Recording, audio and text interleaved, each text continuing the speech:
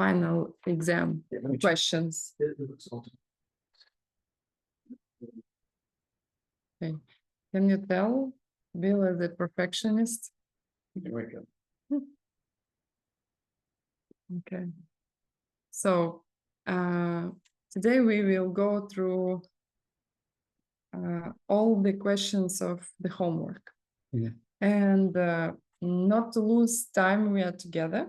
Close your eyes and think about what we will be doing for 1 hour, maybe 1 hour, 15 minutes, something. And find in your life a place where you really need help. Because to reach your spiritual goals, you need some help with your human life also. And make a wish that the seeds that you will collect from this class would help you in your ordinary life, that will help you to go your spiritual path.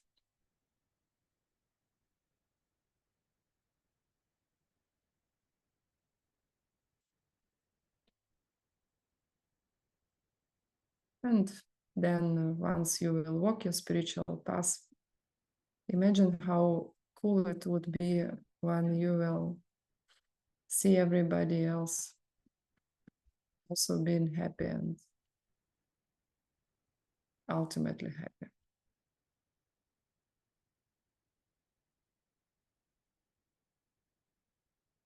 Go back to your breathing, open your eyes. Some people here probably don't know that we just got back from London. Mm-hmm. We were in London to teach the last 2 classes, class 9 and 10, of course, 1. Mm-hmm. It was really, it was a lot of fun. There were, what do you think, about 40 people there? Oh, more. They would come every day, some new people, so we don't know. I think at the very least 50. 40, 50 people, of course, 1 in London. And it was really, it was a lot of fun. There was a lot of energy around it. When we left, we felt very positive about what had happened. So the good news is that interest in this is growing. Yeah. Bill was trying so hard that he I got actually, so we taught on Sunday, and then my daughter and I had gone shopping on Saturday through all there's a lot of street vendors, street stalls selling old antiques and clothes and, you know, various different things, and on the streets in London. And so we'd gone out and we had a green juice. We got food poisoning from the green juice. And then fortunately, it waited to hit me until we were at dinner after class, 24 hours later. So I lost consciousness. Yeah, yeah, it was it was a rough night. But we survived. We're home, and we got home from London. It's funny because, you know, like, you learn to trust your wife, because we woke up and I was still sick from the food poisoning and the jet lag. And we woke up Wednesday morning and I was like, oh my gosh, I just did not want to go to the airport and fly home. And Nina was like, no, we need to go. I'm like, okay, well, I'm going to trust my wife. Maybe something divine is going on there. And then the next day, there was a fire at an electrical station near Heathrow in London. And the airport was closed down for a day. And because we're employees of an airline, we travel on standby, on space available. We only get on if there's an empty seat. And if we got stuck for a while, if the entire airport closes down for a day, yeah, it could take a couple of days for us to get out. And then you get into the weekend where travel was busy. Anyway, so slow down, by the way. Yeah. So anyway. Okay, so that's us. But we had a good time in London. Yeah, it was great, unexpected. I didn't think I will go, but met very interesting people and very grateful for organizers to invite us.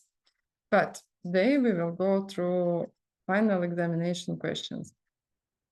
Let's go. Mhm.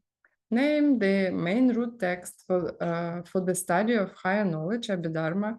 Give the author's name and his dates. Then give the name of the main commentary we will be using.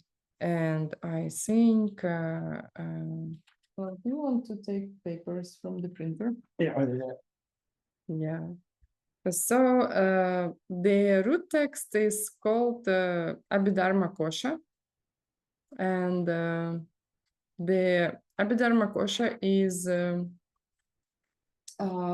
a collection from the This, yeah. this is all of them? This is what was missing. Yeah. No, Yeah. okay. Now yes.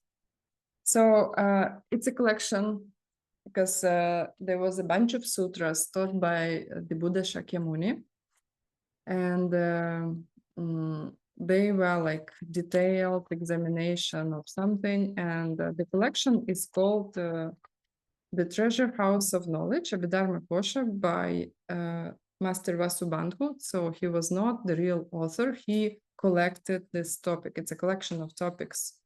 And he was living about 350 AD. And the Tibetan for the treasure house is Chungpa Dzu. Usually they just call it simply Dzu. Ngumpa. Ngumpa. Chungpa Dzu. Yeah, and the short name is Dzu. And DZU. and Master Vasubandhu in Tibetan is Lopan Yiknyen. The commentary is by Gyalva Gendendrup, His Holiness the First Dalai Lama. He was not even named at his time the Dalai Lama, just at later time they were saying that, oh, okay, that was the lineage of the Dalai Lama. I think the third one was called by Mongols Dalai Lama, right, in the same lineage. So Gyalva Gendendrup, and the book is called Dzutik Daralam Selje, which is Illumination of the Path to Freedom. The dates are 1391, 1474, which makes you think that he was a student by Jetson Kappa. Okay. I think it's super cool. If you remember, we have the Abhidharma Kosha here. Yeah. It's a big, thick book. We showed it to you in class 1. I still think it's super cool that we have the book.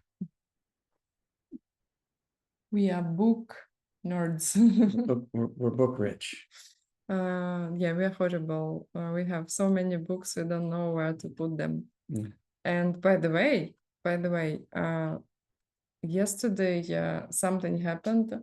The parcel from Kiev arrived with how yoga works in Ukrainian. So this is what we have printed recently. And it was a bit of a miracle that it arrived. If you'd seen the Ukrainian cardboard, you'd understand what I was talking about.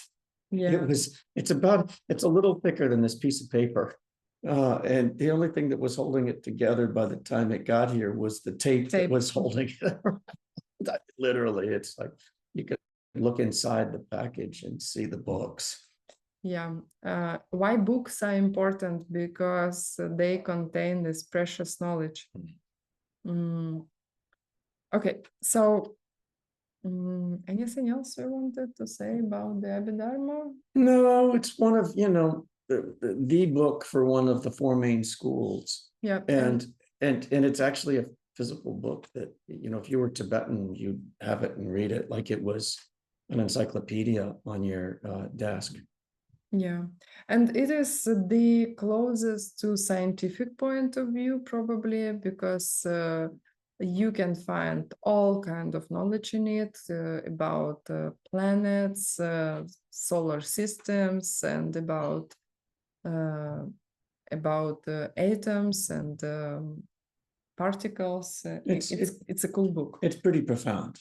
Yeah. Let's go. Okay. So, second, explain the literal meaning of the words Abhidharma Kosha meaning in the title of the root text. So, Abhidharma Chungupa means knowledge.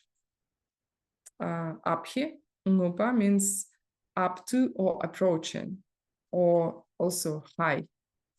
And Dharma Cho means, actually it has lots of meanings in Tibetan and Dharma in Sanskrit, but one of them is teaching, one of them is existing object, one of them is also even change, right? But in the homework, you will be requested to know existing object. And the dharma means hold, like in the word dharani also, it's same, holds its own nature, right? So an existing object holding anything that holds own nature. And the highest of existing objects is nirvana for this school. And in this school, they do not distinguish between enlightenment and nirvana. Bless you. Thank you. And this is the knowledge that brings you to nirvana, to the state. Abhi dharma, knowledge that brings you up to the highest. That's it. So, third question. How many do we have? Did you? A lot, like 12 or 13. 24. No, 24? No, that's not a lot. It's final examination can be 30. Okay. Well, It's we don't want to spend half an hour discussing each question. Yeah, not half an hour. No, that'd be 12 A hours. little bit less. Yeah. Okay. So, what things does the word Abhidharma actually refer to? It refers to the knowledge, of the path of seeing, the path of habituation, and the path of normal learning. So it is unstained wisdom and accessories, like what is related to it, we can say. And this is, if you remember, everybody on their spiritual path goes through five stages, five paths. Path of accumulation is the first one, and that's where you're getting renunciation. Path of preparation is the next one, and that's where you're increasing your intellectual knowledge about emptiness. Then the reason why the last three are called unstained is because that's when in the third stage, the path of seeing, you're having the direct perception of emptiness. Fourth stage, the path of habituation, you're reviewing what you've learned after having the direct perception of emptiness, and you're increasing your level of understanding. And you're going through the 10 bodhisattva levels, the 10 bodhis. And then the 10th stage is actually the path of no more learning, which is the fifth path. And that's when you've reached full enlightenment. And the last three are called unstained because of the direct perception of emptiness. So now, for the first time since beginningless time, you're getting out instead of digging deeper. Yeah, you've seen something that's completely pure. Everything here in this world is deceptive reality, and it's stained. There's some ignorance in it. So that's why the last three are called unstained, is because of the relationship to emptiness. Okay, so Next one, name the 4 required attributes of a reputable Buddhist book and explain what they are in this case. So 4 attributes are subject matter. In this case, we consider stained and unstained types of phenomena, of existing phenomena. Second, there should be a goal or purpose. And here it's a student will plant seeds to analyze wisdom and to see this phenomena in pure way, ultimately, right? There is an ultimate goal, which is to reach 2 types of nirvana. And there is also a relation. So by studying this book, by studying these teachings, they're reaching the goal, basically. Yeah, that's it, I think. So the book is helpful to reach the ultimate goal, to reach nirvana. Okay. Name 2 what? Basic. Yeah, okay.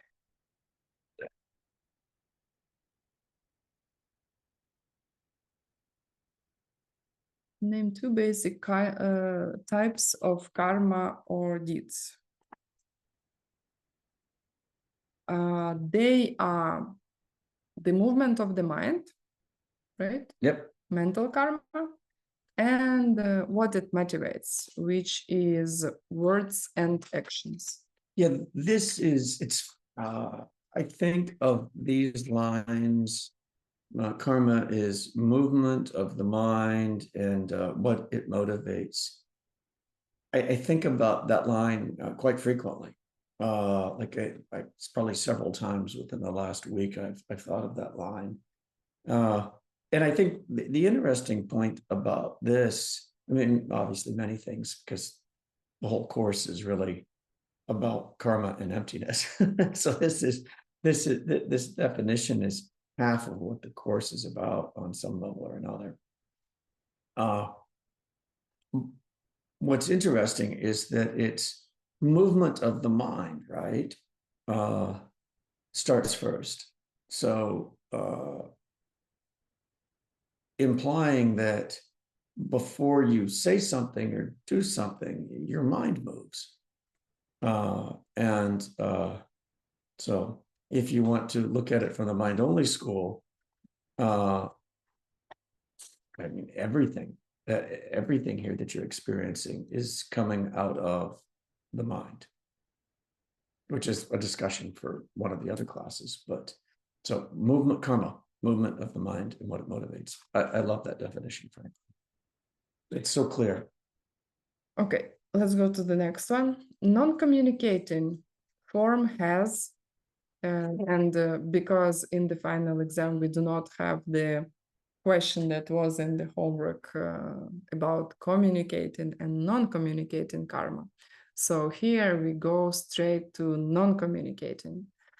And it has 5 characteristics. The question is to describe them by using the exact phrases from Master Vasubandhu root text and explaining each of them. So the first one, non-communicating form, is the fact that a person has it even when they are distracted. Mm-hmm. So it's like vows, you took them and you are not on your knees anymore, your hands are not already in the posture to take vows, but you kind of have this aura. No. That's when you're talking about aura, you're talking about communicating form, my love. No. You're getting it confused. Nope, I'm not. Non-communicating. After they have done the vows? Well, after they take the vows, yes, that is communicating. So that was the whole point of the discussion, was communicating and non-communicating. So so this is non-communicating. So non-communicating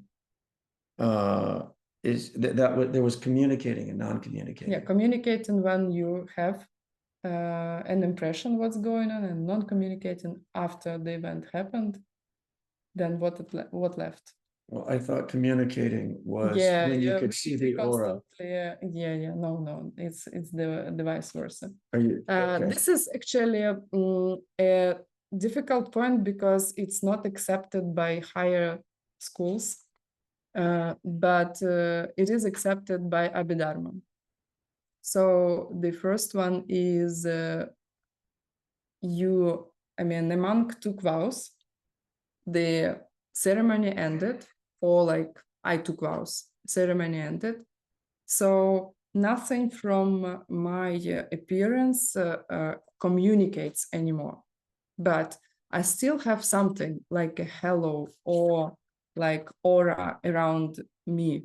And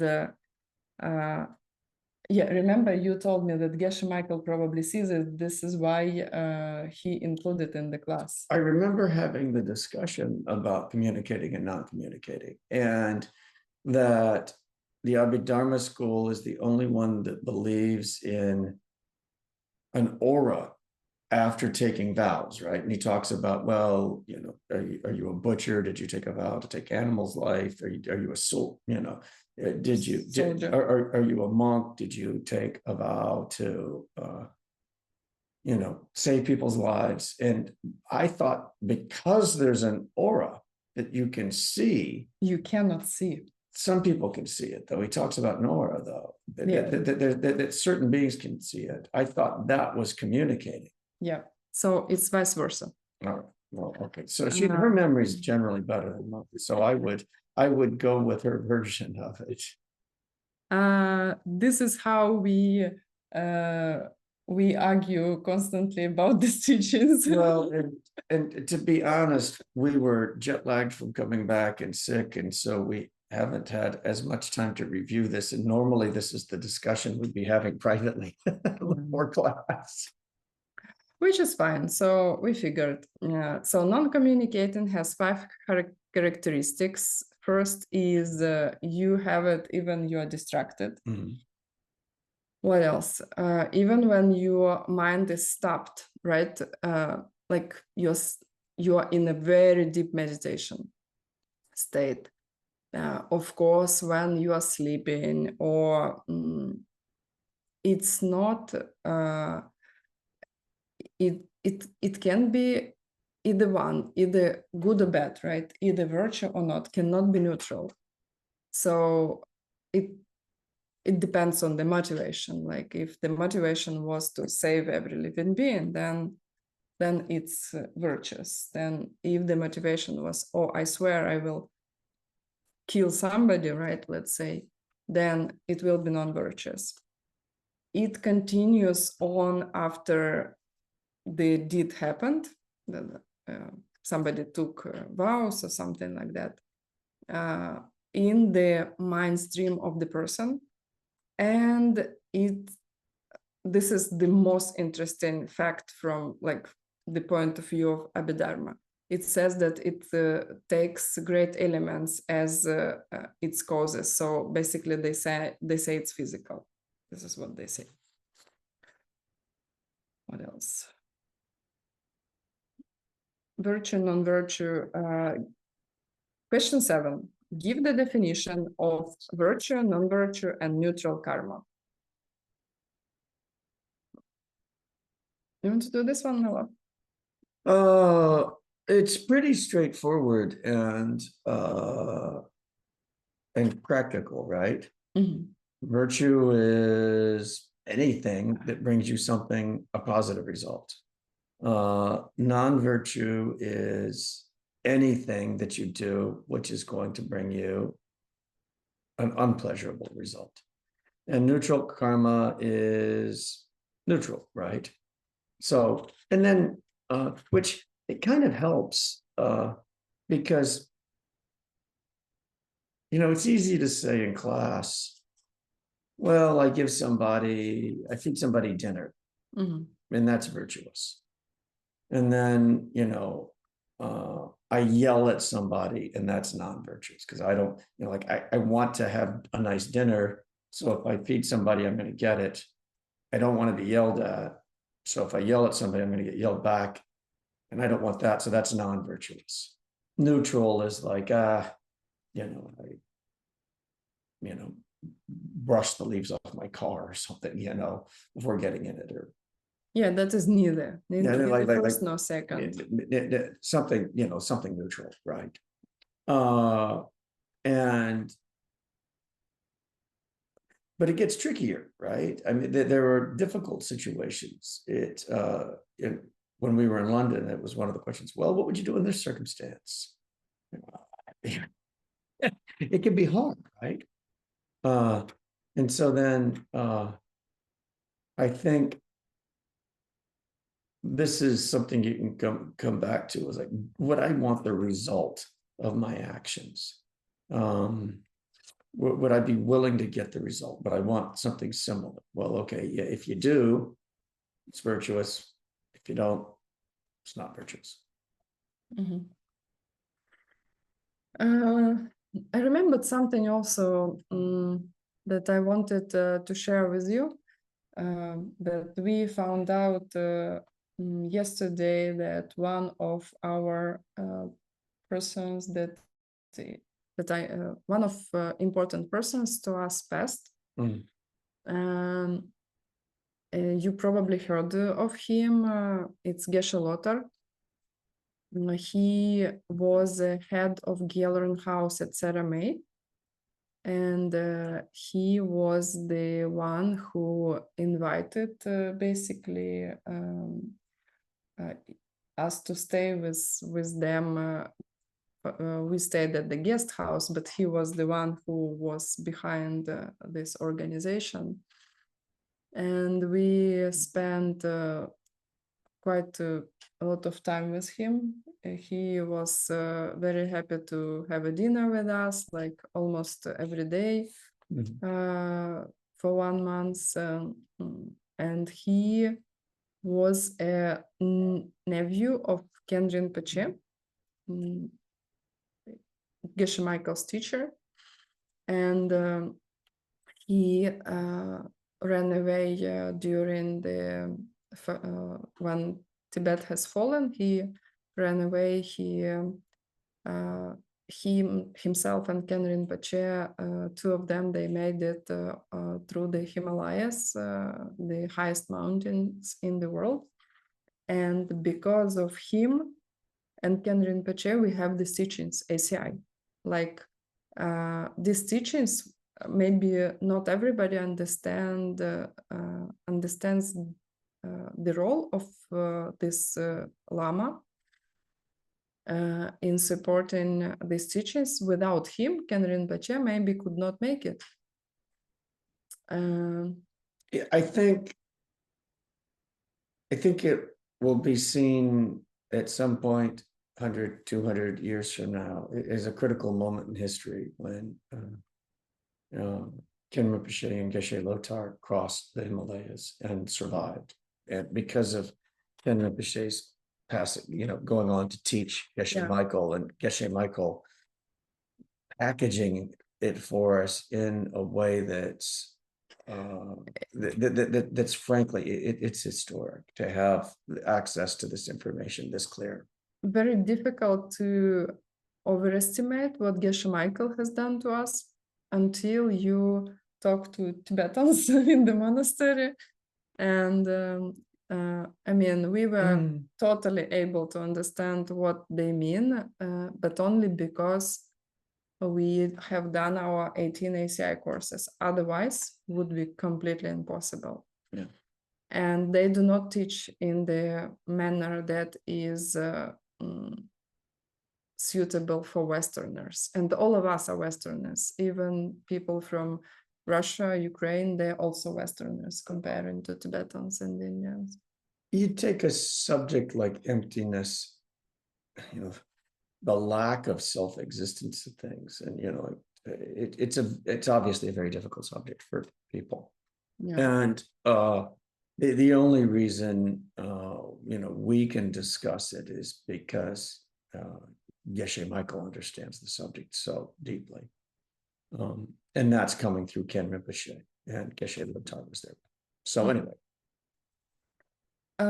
So why I was talking about Geshe Lothar, because when big teachers are passing like him, it's not an ordinary death, and he is without signs. By the way, he was completely healthy till the last day, and it was a surprise for people that he passed.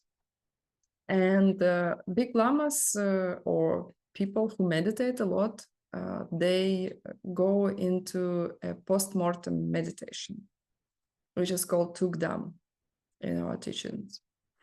And this is what Geshe Lothar obviously has done. And he is now in this meditation for over 24 hours already in very hot Indian climate, where like corpse, they are starting to smell bad within a matter of couple hours.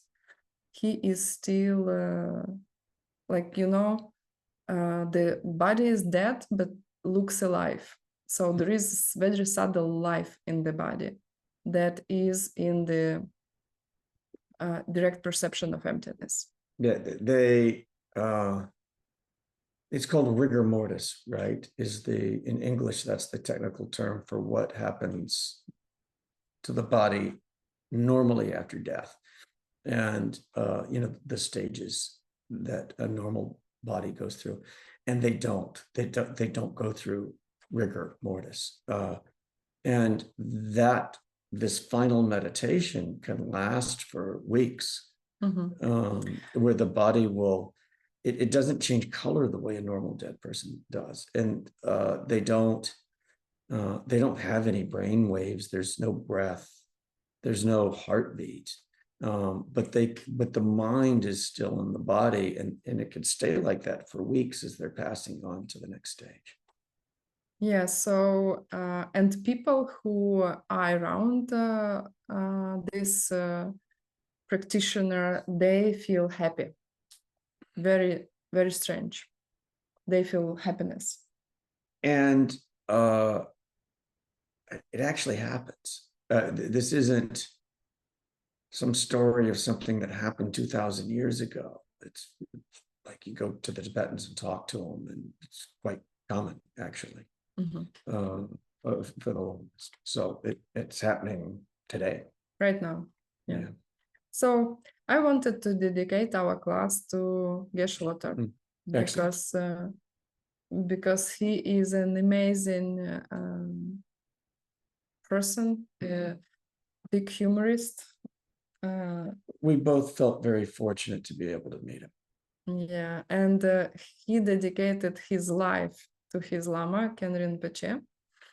And when he passed, he took unbelievable efforts to find the reincarnation, and he did.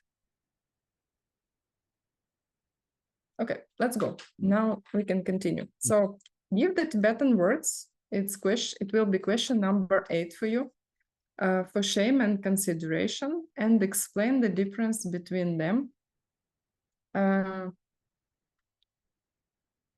Shame is Nyotsa. Ngotsa. Nyotsa. Ngotsa. Ngotsa. Yeah. Ngotsa. You see, I have a little bit better pronunciation. Yeah, the Russians have a little sounds that no, it's not Russian. It's because of French. Oh, okay. French. So shame is when you don't do something because of consideration for yourself, right? Like with shame, just because nobody else will know, but you'll know it. And so out of, like shame, I'm not going to, like, you're at work and there's cash in a drawer and you could take it and nobody would know. But it's like, no, I understand karma. I don't like the people at my work, but I'm still not going to steal because of karma, right? So it's not like I'm going to get back at my boss or like it's like the petty motivations that people would do. They're like, well, they owe it to me anyway. So no, out of shame, you're like, well, I'm not going to steal. And this one is tricky because I remember when I was first doing this course, I didn't notice that in different languages there are totally different connotations of the shame also. Like in Russian language, shame can be in front of other people also. Yeah, well, in English, shame can be in front of other people, right? So like, but not here. Here it's because of you. Like when I was a kid and you did something wrong, your mom might go, shame on you. You heard it too? No, I was told that I do not have the thing that you don't have in your language. Yeah. Безсовестный. Yeah. Бессовестная. Yeah. So probably you would say shameless or something, right? Well, shameless is something. Yeah, okay, shameless. Yeah, you're shameless. Like you should feel bad, but you don't. You were behaving horribly, and you don't care. Yeah, that's shameless. But in Tibetan Buddhist, shame is like you're by yourself.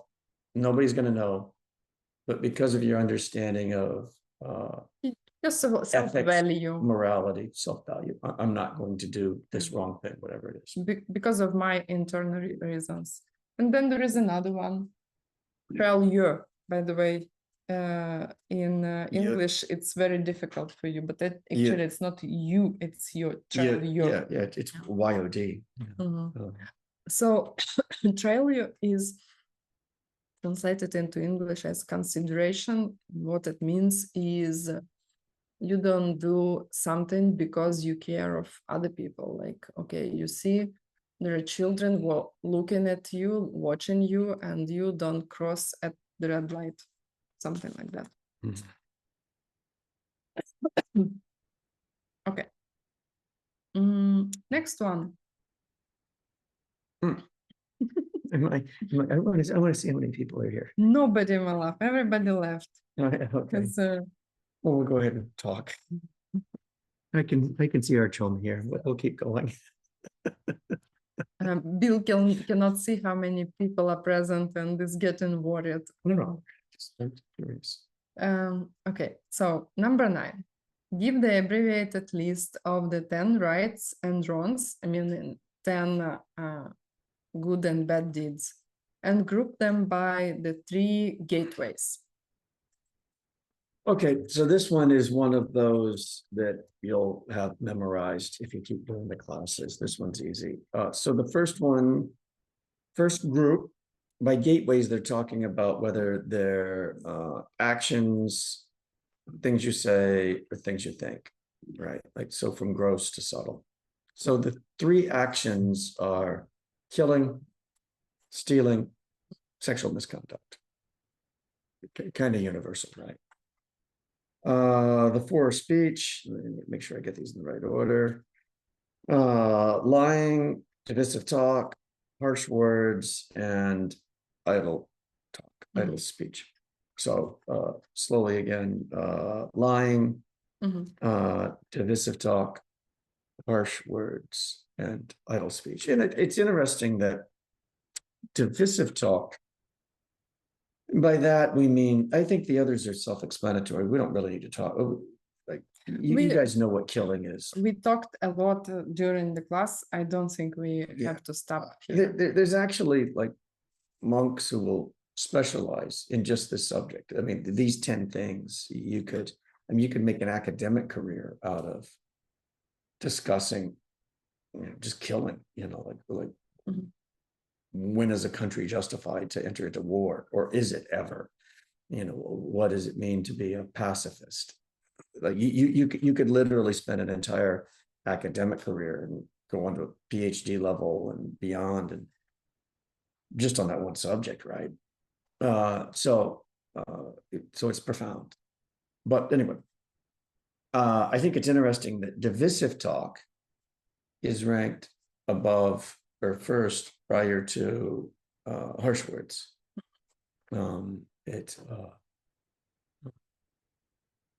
Especially in our time, I think it is very crucial mm, not to do it because it's so easy, right?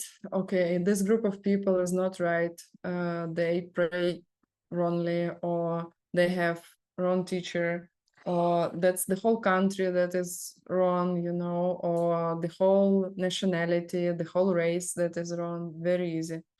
So yeah, take care of your mind. yeah, that's a good point.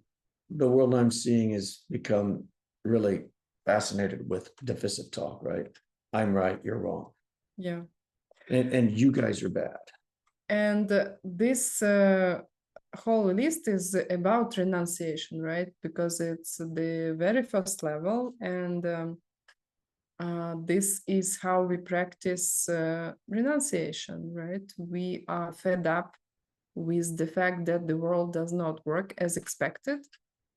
And this is the solution. I will treat other people in the way to ensure I'm not hurting them. And this is good enough to reach nirvana. Well, and it's also one of those things where the non-virtues are critical because they'll kill the goodness that you're doing. So at the end of the class that we taught in London, somebody asked, well, what do we need to do to have a partner? And so then, okay, a complete path of karma, right? You need to plant the seeds, take care of an old person, right? And we won't go through the 4 steps right now, but then also that won't make a difference if you're engaging in sexual misconduct, right? You'll just burn the seeds. So these things are like a flamethrower for destroying your goodness, and whatever good things you're doing won't make a difference if you're engaging in these things heavily, like without regret. Yeah. And also, I want to add that the worst kind of idle talk is mindless prayers. So if you do a practice without really engaging into it, this is actually planting very bad seeds. So be careful. Okay, so then my mind wanders when I do prayers. Should I not say prayers? You should, and you should struggle. It's true. At the very least, the motivation should be right. Yeah. So, and three more. Yeah, the 3 of thought, right? So there were 3 of body, 3 of speech, or 4 of speech, and 3 of thought. And so jealousy, anger, and wrong views.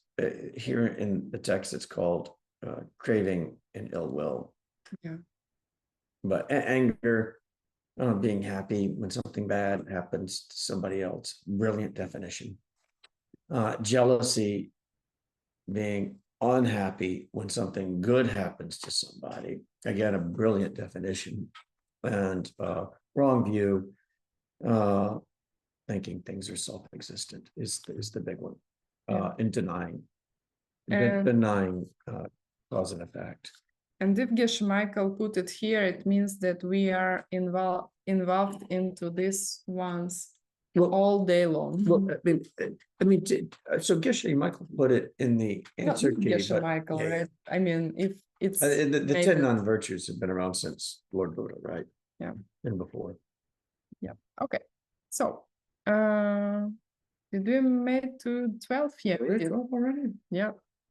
Doing good so far. 12. According to the mind-only school, what are you really looking at when you think you are looking at the sense faculty of your eye and outside physical form as well? Okay, remember this one is the storehouse consciousness, the kunchi. the four schools, right?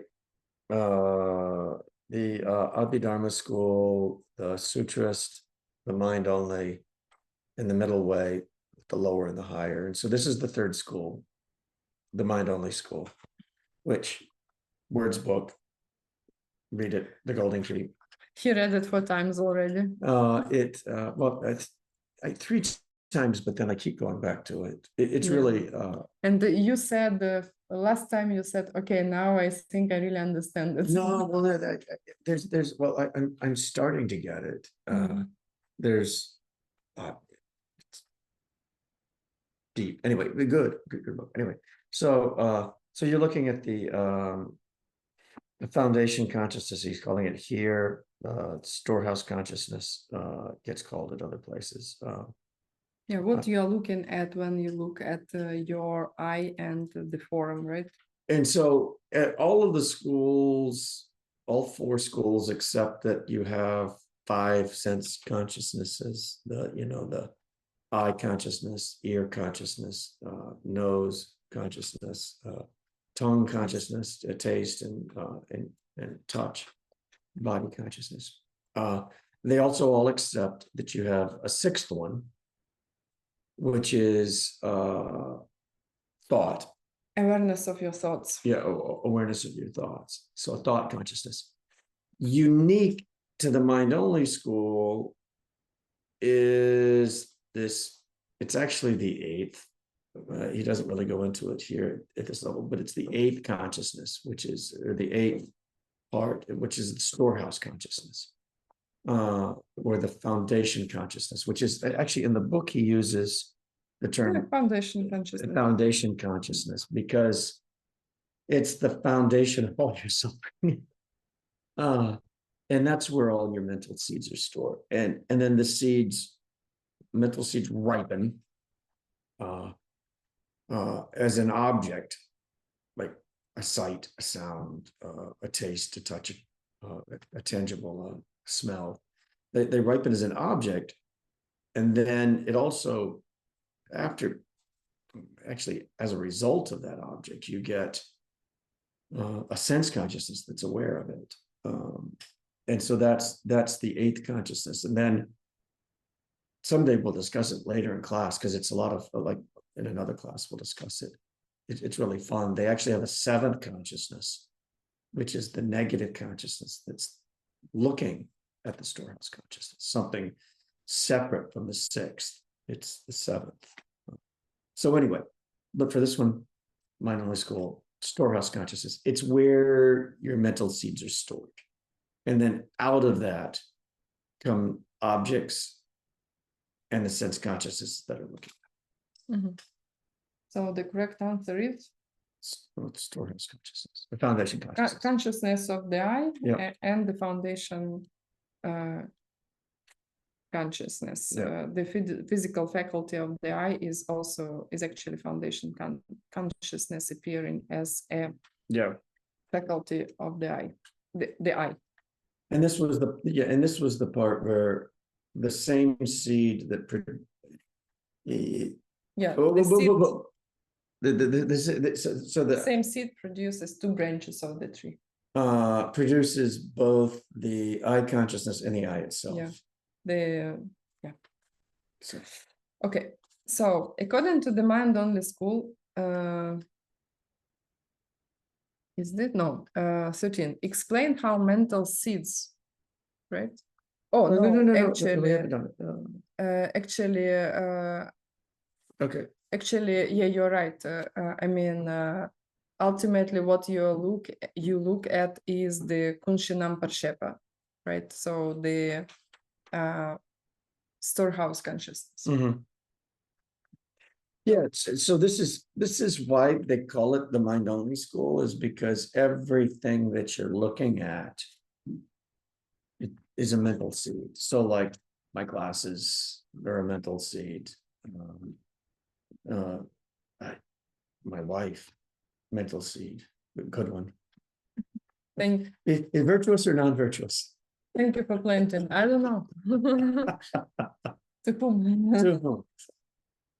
Virtuous. And so they're saying in the mind only school that like everything is that you're experiencing is a mental seed. Mhm. Okay, so now question 13, explain how mental seeds from karma are planted, where they stay, and how they go on until they produce their consequences according to the mind on the school. So mental seeds are planted with everything you say, you think, and you do throughout of the day in the consciousness, foundation consciousness by the fact that you're aware of something. So you are aware of what you are saying, doing, thinking.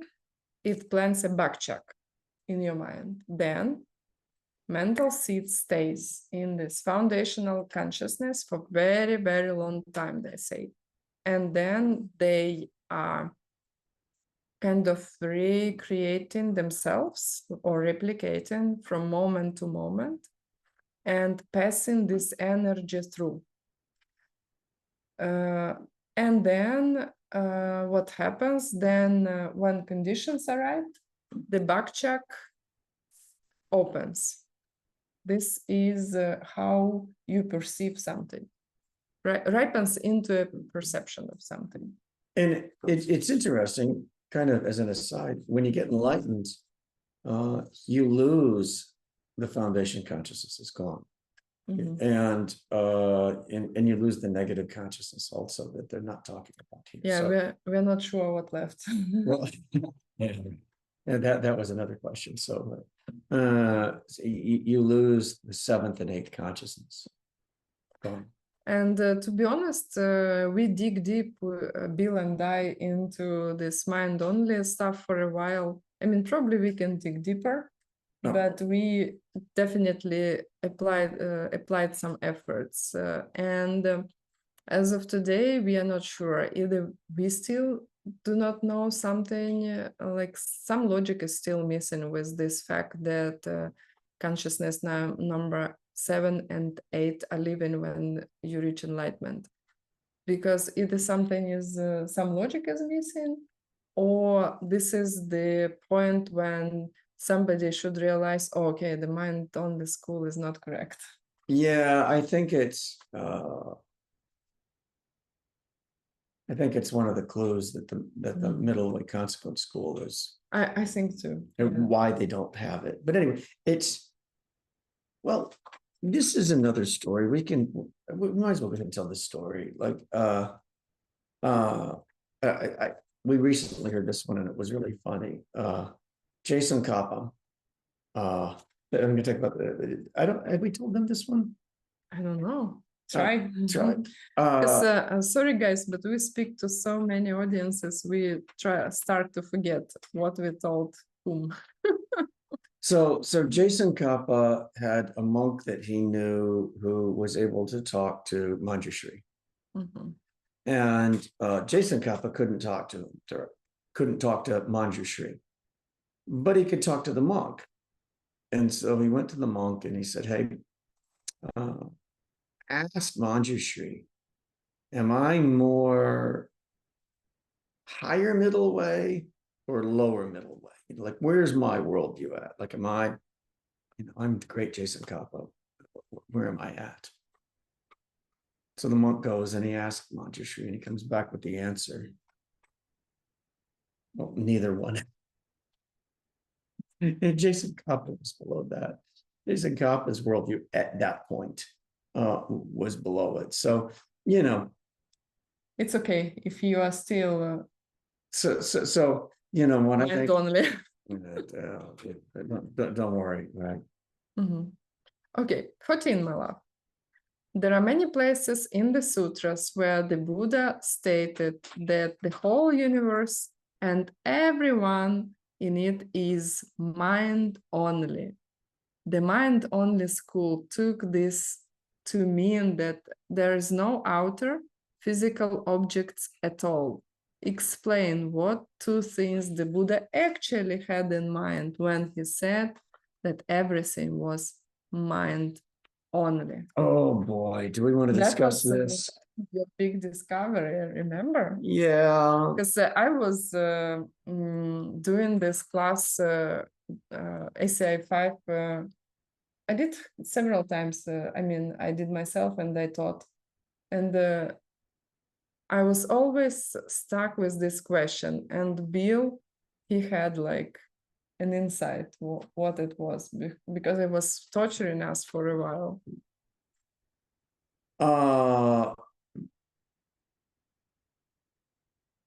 In the mind-only school, there's an internal debate in the school. Sometimes Jason Kappa says that there are no outer objects, according to the mind-only school. Sometimes he says that there are outer objects, according to the mind-only school. So there you are. It's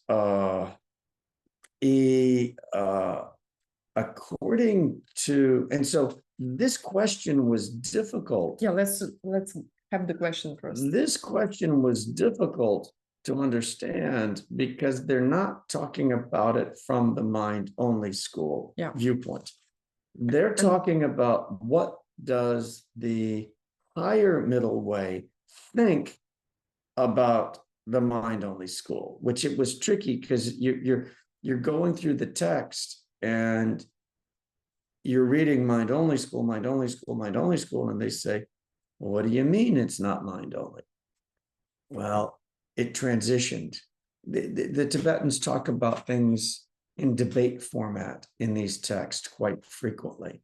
And so they'll say something that's incorrect because they're getting ready to debate it, right? So they're presenting the wrong view. And that doesn't mean that they believe the wrong view. So when you're reading the text, you got to be pretty careful about who the speaker is at any given moment. And this one confused me for 20 years because when I first read it, I wasn't following the fact that it was a debate and they were talking about different perspectives. Yeah. And so basically the question asks not from the mind only point of view what it means mind only, but from the Buddha and Madhyamika, the highest Madhyamika, what he actually meant when he said mind only. Yeah, the highest middle way. And so the mind only school does think it's mind only. They do. Everything is mind. They do. That's it. Mind only. It's named correctly for that reason. It's mind only. The middle way is going to say, nope, it's not mind only. It's a label projected onto an outer object. The higher middle way, I'll repeat that. Mind only school, mind only. Stop right there. Middle way school is going to say, there are outer objects. And the reason you're experiencing things is because there's a label, a mental label placed onto a reasonable basis. Okay, now, if you go looking for what's there, if you go looking for that outer object, it's not there. You're not going to find it. You're going to keep going smaller and smaller and smaller, and you'll never find it. But they do believe that there are outer objects. Mm-hmm. So, okay, so that's hopefully it's subtle, right? It's really subtle. Just mind only, yes, it's only mind. Middle way school says, what the Buddha really meant is that it's a mental label placed onto a reasonable basis, and that there are outer objects. You just can't find them. And that's a really hard subject for people. After in London, we broke out and there was like the guys talking.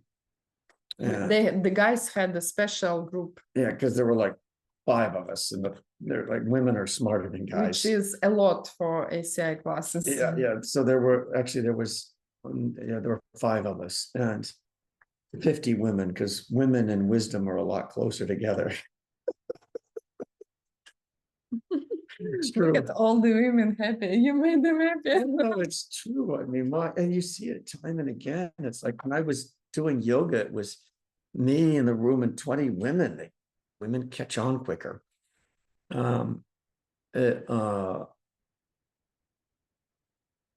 So, but we were talking, and one of the guys, he was like, "There's no way you tell me the pen when I walk out of the room isn't there." And I'm like, and I go, "Well, yeah, according to the highest school, yeah, that's true. It doesn't exist until you've labeled it." You're like, "I don't believe that. There's no way I believe that." And well, yeah, that's why there's 4 schools. Okay, let's give the answer, because we explained about perspectives, but actually what they ask is about places, 2 things that Buddha actually had in mind when he said that everything was mind only. First, in negative sense, to deny that everything is created by some creator being. And as we love to say, yeah, of course, the God exists. You cannot blame him for what you have in your life. Yeah, well, and that's a really interesting point, because mind only, right? All 4 schools believe in karma. Mm-hmm. And so karma is movement of the mind and what it brings. So all 4 schools would believe that. Yeah. And in the positive sense, the Buddha actually had in mind that mind plays a special role in the sense that it pushes, or how to say, it motivates us to create and ripen karma. Okay. Well, read a little bit also. This is probably where it's good that it's a Zoom class, so people can't tell us they're confused. Cool. The audience, the people. Oh. It's a tricky subject. And don't worry if you do not understand. You see, there are things that I studied for over 10 years. Bill studies it for over 20 years. And still there will be some terms you will forget, it's okay. Until you do not claim karma does not exist and emptiness is something wrong, right? You can find out what is correct, right? You're planting the seeds now to be able to understand it, and you will. Same with us. Yeah, 100%. And it will, I promise you, get easier and easier. Okay, 15 now. Oh boy. You read it. I'm talking. Yeah. All right. Oh, you want? No, you do this one. Maitreya, in his work entitled The Higher Line, describes 6 different steps in the process through which the tendency to grasp some self-nature causes karma. Maitreya, how is karma caused? Mm-hmm. And thus suffering. Maitreya, how is karma caused? You get suffering out of it. So what do I got? So he describes that it happens like first we are born with some mental seeds, bakchaks, that are already in our mind. So, and these initial bakchaks, they have 2 tendencies: to see ourselves self-existing, and to see parts of us self-existent. And this is all planted in our past lives, so we don't have to do anything to get it to begin with. And and I will add one crucial thing to it that I was not aware when I was studying this class in the beginning. So self-existent me and self-existing parts of me, right? Then due to the seeds, I start to have tendencies to see things as self-existent. This is step number 2. Then 3, I start to see things in the wrong way. Like some of them I like, some of them I do not like. Likable, or dislikable things, and I think they are like this from their own sides. Based on my misperceptions, I start to really like ignorantly things, or really do not dislike. And by really, I do not mean strong emotion, and I believe Maitreya didn't mean strong emotion, but what he means that there is no doubt. I mean, all day long, if you will watch your mind, we move through the day dislike, like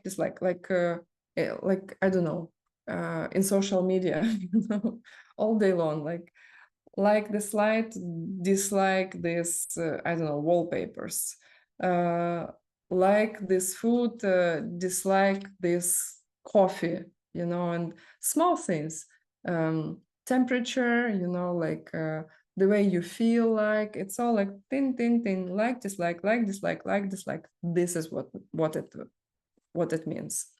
And because there are so many such instances, we constantly plant this ignorance, obviously, as well. So because of these 2 emotions, ignorant liking and ignorant disliking, throughout the day we plant karma when we think, right? When we think, when we say, or when we act. We do something, and if it is ignorant, then I don't know, like I feel hot, and other people do not, then I will yell at them, like, can't you open window, or I really like, I don't know what, somebody's thing, then I will try to get it, I will try to hurt another person, like very famous in the relationship, right? I like her partner, then this is how divorces happen, right? Unfortunately. And this karma that we have planted because of all these things continues to circle, and this is what is causing the suffering life. And this step is called Korvarko. So the wheel of life spins again. Love this next question. Perfect. Oh, It's yours. Great. Okay, so You want me to read it? sure, go ahead. Yeah. Describe how the consequence section of the middle way school, it's question number 16, explain what is happening in this case using their concept of 3 parts, 3 material causes, and 3 contributing factor. And in this case, they mean what I have just described. Oh, no, actually. No, yeah. this is going to be the water, mean the bus, and the... Yeah. So you remember, because they skipped, Geshe Michael skipped the question in the finals, but actually it is related to 3 types of beings sitting together and looking at the glass full of liquid, and they are seeing something different, right? Yeah. So you'll remember this question. This was, you have a glass of liquid on the table, right? By chance. By chance. And fortunately, it's not blood and pus, right? Let me try. Maybe You tell me what you think. Feels like water. Water to me also. So, Okay. okay, so now we're human. You made it to human status. Okay, so what's happening, right? We have a drink of water. So according to the highest school, there's a material cause, right? There's like something physical that's there. And so if you're a human but then you've got three different beings that are looking at it. You have a hungry ghost, a human, and a worldly god. Mhm. What happens when they are looking at it? So you've got one material cause and then three beings looking at it. And so according to the middle way consequence school, there will be a part that the hungry ghost sees. There will be a part that the human sees, and there will be a part that the worldly god sees. And so they're all three seeing a different part of it, right? So you have the material cause, there's something out there. Then each one of them seeing a different part. And then there is this corresponding cause, right? The mental karma of each being as they're looking at that. And so for a human, the seeds I planted in my mind are going to label that as water. It's going to function as water for me. That's the corresponding cause. I'm going to take that part of the material cause, label it, and get water. A hungry ghost, karma's not as good. They're going to look at it, label it as blood and pus. Still liquid, disgusting. Not good. Contributing factor, contributing factor, not corresponding cause. Yeah, I didn't think that sounded okay. Contributing factor. Thank you for correcting me. And the worldly god is going to see it and experience it as the nectar of deathlessness. And so material cause is the water. Each being sees a part of that. And then they have the contributing factor. Yeah, and that's much better than corresponding cause, right? The contributing factor is your mental karma, right? That it's not going to exist. It's not going to exist without your mental seed that's there to produce it. It's not water until it has the contributing factor of your mind labeling it. Mm-hmm. So it's really, that's a major idea that will stay with you as long as you're on this path. That's a big one. Yeah, and you can think about it in the term of how you can become somebody else, right? How you can, how is it related, what I see and who I am? Yeah, and it's profound because you don't know what other people are seeing, right? Mm-hmm. We only know what we see of them. I mean, maybe they're all hungry ghosts. Maybe they're all enlightened beings. Maybe. I don't know. It's interesting, right? Okay. Then the next one. The complete path of action. You know that one. Yeah.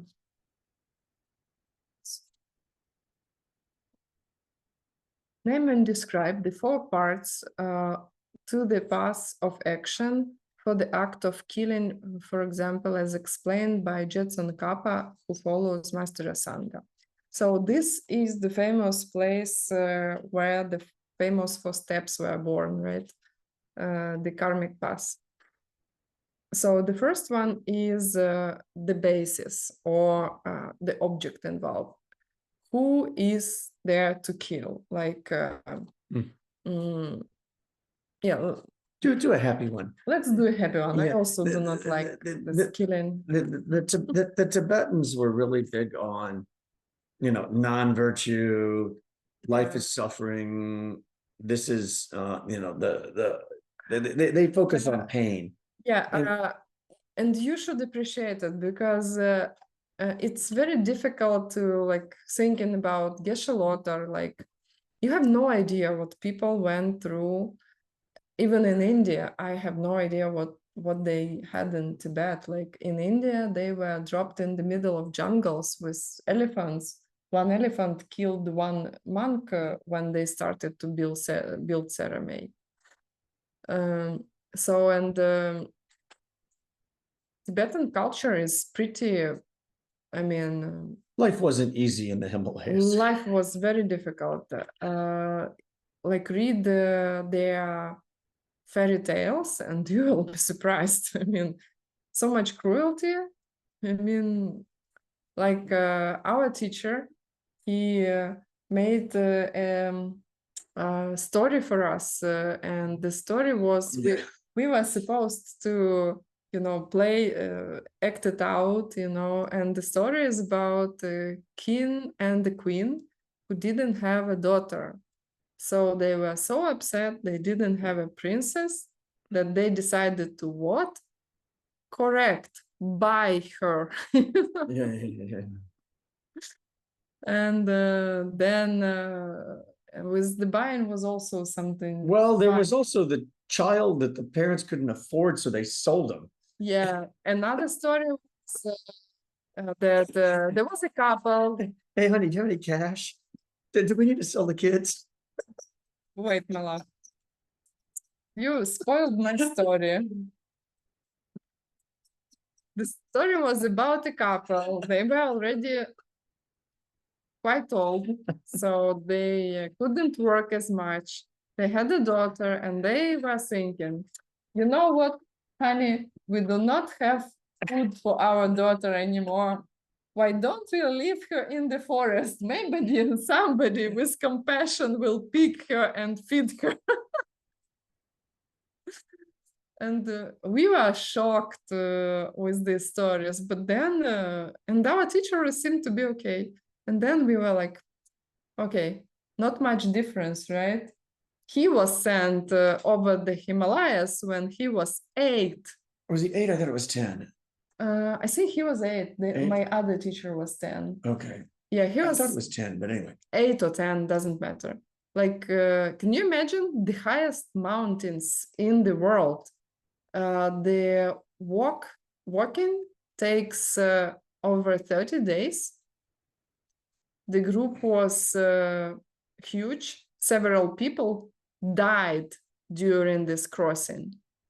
Because his parents couldn't afford him. Right? Like we can't put kasha. We can't put porridge onto the table. So you're going to have to. Let's send you to India. Alone at 8 with this group of, we hope, are kind strangers. Some girls in the group, some young girls, they had their fingers and thumbs amputated because it was cold and they froze them. Yeah. So anyway, the Tibetans tend to. His girlfriend, our teacher's girlfriend, was sent over the Himalayas when she was 3. So, I mean, at the very least, they didn't kill this daughter. They just left her in the woods. Yeah. So, okay, killing. Let's think about money. So the Tibetans had an easier time with the idea that all life is suffering. Yeah. So, anyway. Okay, the object, like whom I will give my money. Like, for example, I'm giving my money or our money to Schwensen Tower, right? I'm giving to the most important project of Geshe Michael. That's the object. My thinking involved will be step number 2. What thoughts do I have about it? Like, what is my motivation? Like, okay, that's a very good project. I will help them, right? Then, third, undertaking the action. Like, I have my motivation. I know, of course, how the reality works. I know that I will get it back too. And I identify the object. Then I do the action. I send money, like let me do it right now, because I have my karmic partner, and my karmic partner writes me exactly this moment a message. Yeah, it just flashed up on the Just phone. popped up. Okay, and I'm sending to her this money. Boom, pay, Oh, paid. do we want to tell people about?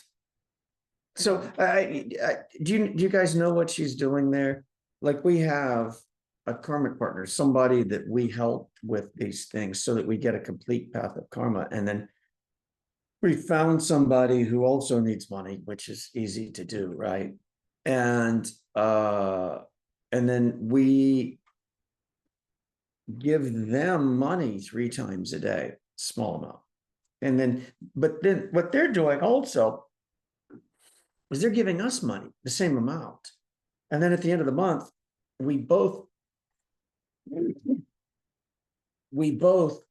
donate it. We give it to Mixed Nuts. But it's stronger than just putting a monthly donation on an automatic debit from your account, right? Like, I've been doing that forever, and you forget that you're even doing it. It doesn't make, so, it doesn't make a difference. It doesn't make a difference. You have to be aware. It doesn't make a difference how large the amount is. You forget you're doing it, and then it's not that powerful of an action, or it's not as powerful as what it could be. And so you take a small amount and you're helping another person to remember. And it helps me too, right? Like, I see a message pop up and like, oh, time to donate. Mm-hmm. And so we do it 3 times a day. We got a partner at the end of the month, and I'll text him and I'll say something like, hey, this cool thing happened. Like, this money showed up out of nowhere. Mm-hmm. Or like, did you send the 40 karat diamond picture? I haven't. You should show it to him. Yeah, like I'm a medical doctor. He's a pilot. We are not bankers. How you call it? We're not rich. We are not like rich by default, right? So, and we were doing this Millones Prebirki project. And this is just us meeting a guy in London. Millones Prebirki is this group that we put together 3 years ago to help people use this to make money. Ola Karasova is the leader of the project. Yep. Yeah, and I mean, this is what happens. Well, so we're in London. We've got a beautiful apartment to stay at for free, which normally doesn't happen to me.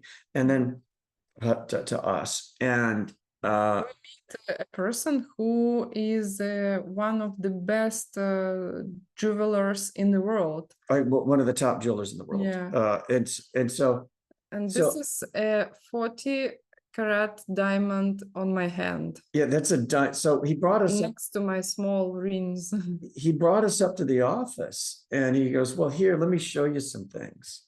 And he puts the 40 karat diamond on the back of her hand. I mean, you can see it's too large to be a ring. And what's interesting? Yeah. There were 4 stones on the table that were that size, or that valuable. There were 3 diamonds that size. And so those are 3 of them. And the ruby that you see there is more valuable than the diamond. And so each one of those stones was worth 10 million pounds. 10 million English pounds. So like, it was like $50 million worth of jewels in front of us, which is, so anyway, and that's karma. That's what happens if you do these things repeatedly. And so there were other stories too. I don't want to tell the guy's story. Yeah, let's not tell the story because it's working for people like extraordinary, like And why he wanted to meet us, because actually he practiced 4 steps and he succeeded to pay off his partner's share within a very, very short time. Okay, I'm going to say it. Okay, go ahead. I'm not, within 3 months, this person raised $50 million to pay off half of his business. 3 months, $50 million. And it was like, so it's using path of This karma. 4 steps. Like it looks like it boring. Oh, the basis, and then do you do the action repeatedly, and blah blah blah. And there's 3 of this, but no, it's Okay, my love. okay. Okay, well, no, it's such a good story, right? Yeah, I'm looking at Ola, and Ola already, she was like that, and she was like that, and she was like that. Like pain. So life is, we don't have suffering. We don't have to tell Ola life is suffering. She's like, well, look at the diamond. It's like a fishing lure for humans, right? We're going to catch you with it. Yeah. Okay. Step number 4. Step number 4 is the most important. If you don't want to wait for your next life, you would think is to be happy, but in original teaching, it's not to be happy. It's to say, yes, I have done it, and I am satisfied. I'm happy with what I have done. So there is also this flavor of sense of ownership that you have done it after you have completed the action. Okay. That's it. 4 steps. Okay. 18. The second of these 4 parts has 3 parts of its own. Name and describe these for the act of killing. All right. So, so the person, the person that you're going to kill, right? Did you correctly identify them? Like women, they make abortions, and some of them, they do not really think that it's a being, right? And it's still killing, but a little bit milder when they know that they killed it's a baby. It's not the same as like, oh my gosh, I don't even want to say it, right? So yeah. And then mental affliction, were you angry? Emotion, right? Yeah. Oh, were you angry? Were you jealous? Was there some kind of desire to hurt somebody else? Or the opposite would be, was there a very good emotion, like you really were like open-heartedly trying to help somebody. And the motivation. And the motivation, why did you do it? Were you trying to help somebody, or were you just trying to hurt somebody? Or was it an accident? Or it was an accident, right? So, that's it. 3. Indeed. Okay. What does most basic virtue or root of virtue refer to? Most basic virtue. Okay. Root of virtue. So it refers mostly to the entire store. The most basic virtue is the entire collection of the good karma we have, right? And when this root virtue is destroyed, then we lose what is called collection of merit, or the whole accumulation of the good deeds that is going to produce this physical, one of 2 physical bodies of the Buddha.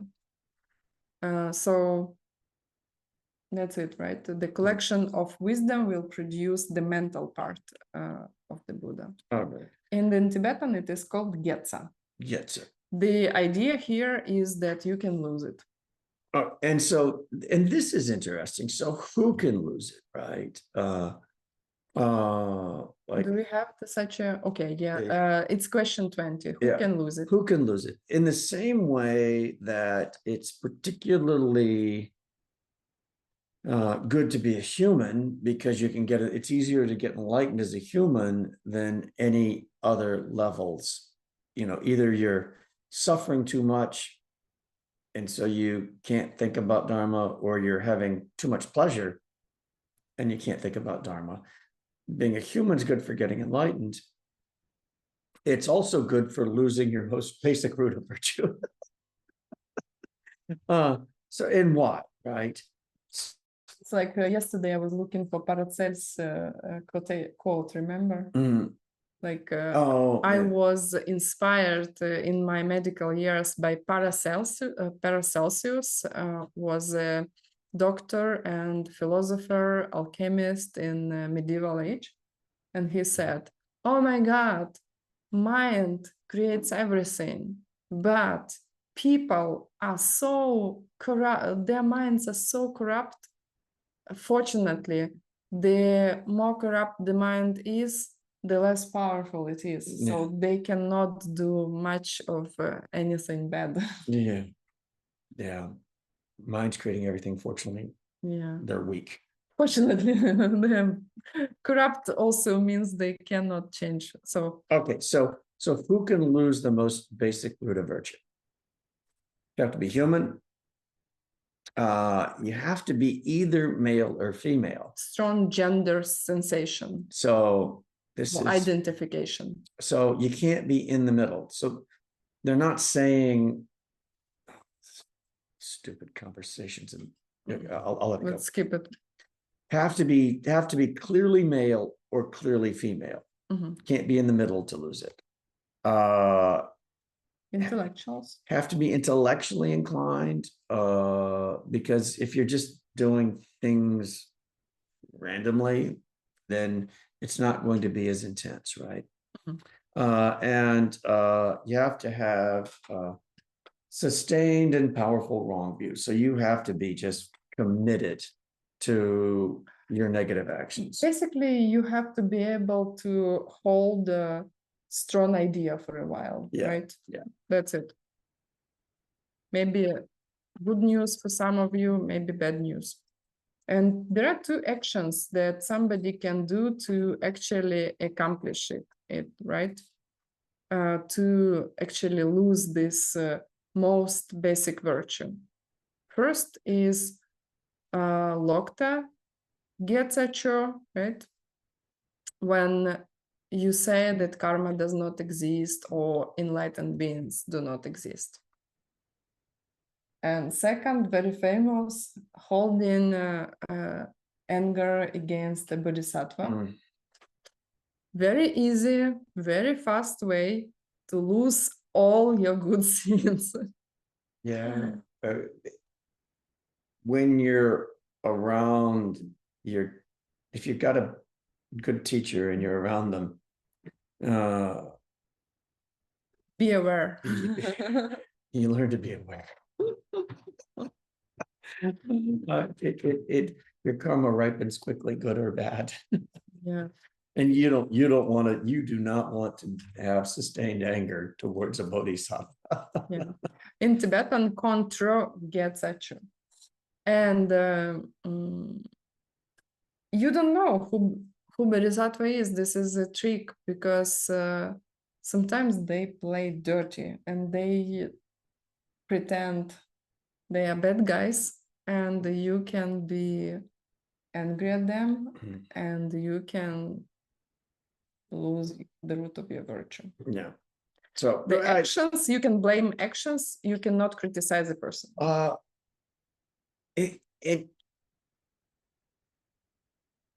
To be honest, Oi, here. Again. I've seen people get mad at Geshe Michael. I'm not going to mention names, but I've seen people get mad and sustain it at great teachers, and die quickly after that. I've seen that happen more than once. Yeah, boy, bad thing to do. Don't do it. Don't do it. Why are the 5 immediate deeds, question 22, called immediate? Describe also the specific type of birth that one must take because of them. Killing mother, killing father, killing an enemy destroyer, meaning an arhat, somebody who reached nirvana, creating a schism or split in the community, in the Sangha, drawing a Buddha's blood with evil intent. Those are the 5. And why they are immediate? Because immediately after this rebirth, a person will get a rebirth in one of the lowest hells, depending on... I think the lowest hell. I think it's an immediate nonstop rebirth. No respite. Yeah, okay. Avicii. Yeah, you're right. Avicii, no respite.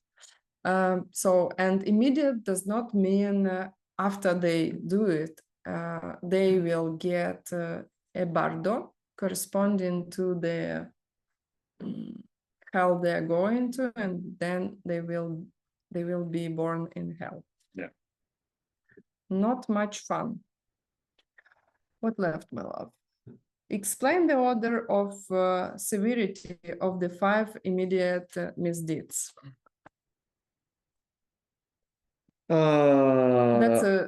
That's one of my most favorite ones, and please be careful, because number 1 is so easy to do, especially if you're smart. What? Schism and Sangha, like split somebody's Oh, yeah. So spiritual community. Yeah, it's the classic one, we cannot do it, right? Yeah, you can't do the classic one. So let's go through the exact question. So splitting the community, right?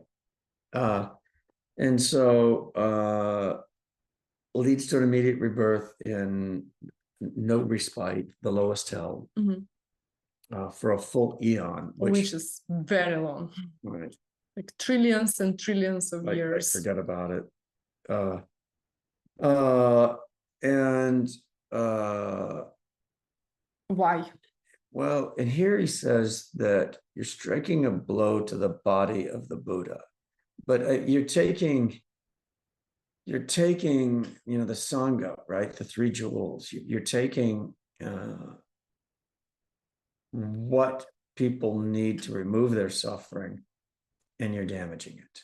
So it's like we're all stuck in samsara. It's like you're on a ship that's sinking, and you went and put a hole in the bottom of all the lifeboats, right? You're like, you got to be kidding me, right? The ship's sinking, we're in trouble, and you went and damaged all the lifeboats, the refuge that we had to get us out of suffering, and you went around and hit the bottom of the boat with a hammer and poked a hole in all of it. Like, what do you do? And it is related to the Buddha Sangha, so we cannot really make this one happen, but we can make we can hurt ourselves in smaller ways, but very, very painfully, if we split communities, of I don't know, Geshe Michael, etc. Well, and other teachers. It's also very painful.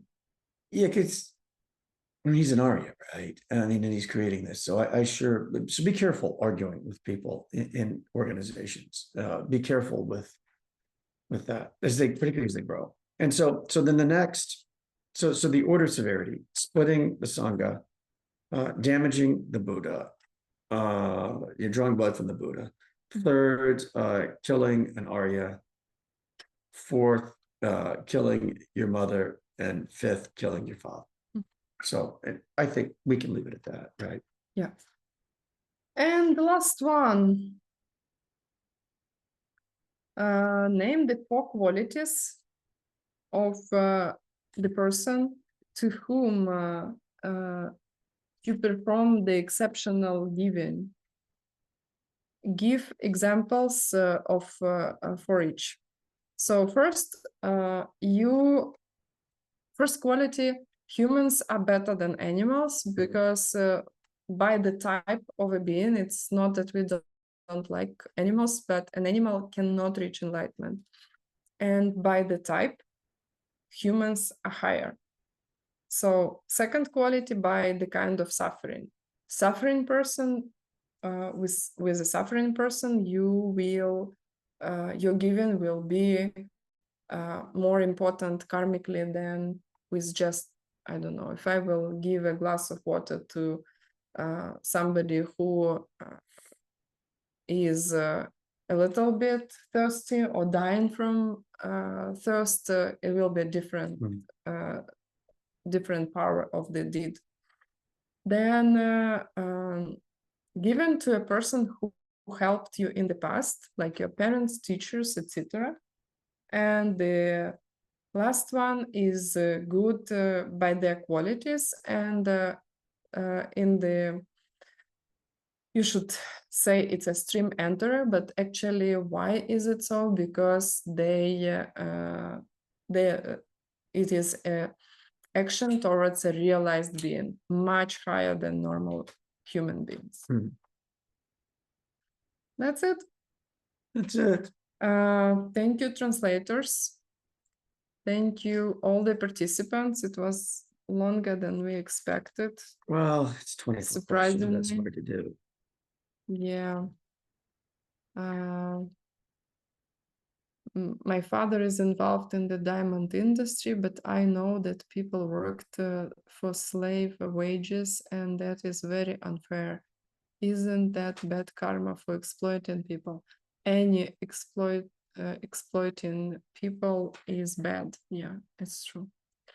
Okay, then we don't do anything at the end because we want to see you in June. Yeah, come back. In June, we will teach our favorite course, ACI 6, about how to see the diamond cutter, the diamond world, how to see emptiness directly, based on the Diamond Cutter Sutra. And thank you, volunteers. Thank you to our students, translators, organizers. We love you. Please stay with us.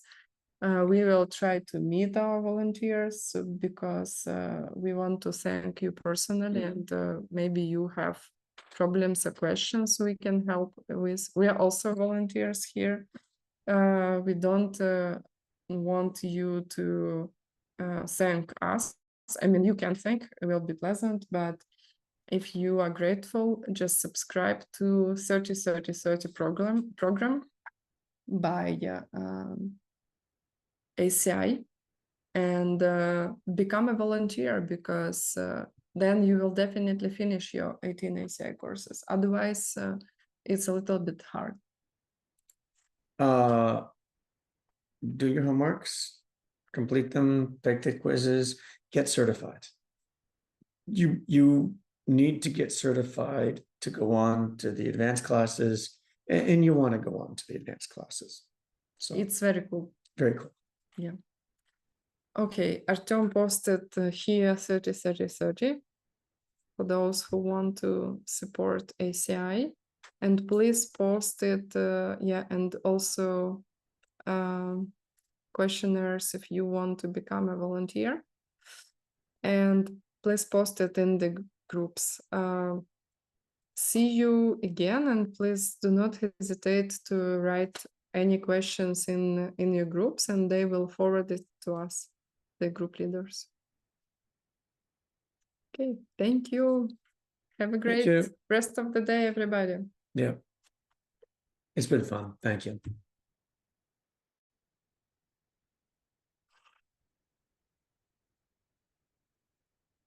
Oh, good heart.